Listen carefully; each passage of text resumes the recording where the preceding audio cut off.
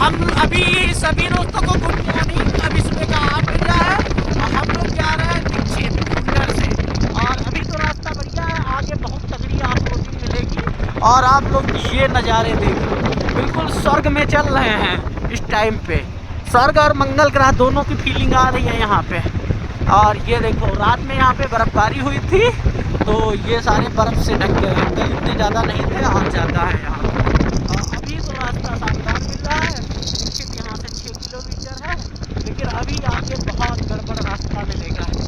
और ये है आपका morning view of the inter village. ये सामने से ये वाला दिख रहा है, करके दिखाऊंगा।